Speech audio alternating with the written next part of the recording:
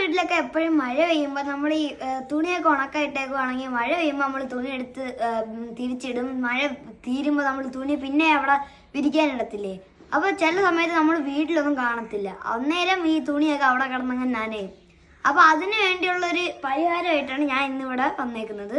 അപ്പോൾ ഇതാണ് ഞാൻ ഡിസൈൻ ചെയ്തേക്കുന്ന ഒരു ഡിവൈസ്. അപ്പോൾ ഞാൻ ഇത് ഇനി എങ്ങനെയാണ് വർക്ക് ചെയ്യുന്നതെന്ന് പറയാം. അപ്പോൾ നമ്മൾ ഈ ഒരു റോഡിലാണ് നമ്മൾ ഈ തുണിയൊക്കെ ഉണങ്ങാൻ ഇടുന്നത്.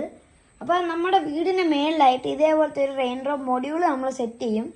എന്നിട്ട് ഈ റെയിൻ ഡ്രോപ്പ് മൊഡ്യൂളിൽ എന്തെങ്കിലും സെൻസ് ചെയ്യുമ്പോൾ, ഇപ്പോൾ ഒരു water droplet rain drop module sense ചെയ്താൽ ആ ഒരു നമ്മുടെ റോഡ് ബാക്കിലോട്ട് ആ റൂഫിൻ്റെ അടിയിലോട്ട് പോകും. അപ്പം മഴ പെയ്താലും ഇതിൻ്റെ അകത്ത് ഈ വെള്ളം വീഴത്തില്ല. മഴയൊക്കെ കഴിഞ്ഞ് ഈ റെയിൻ ഡ്രോപ്പ് സെൻസർ ഉണങ്ങുമ്പം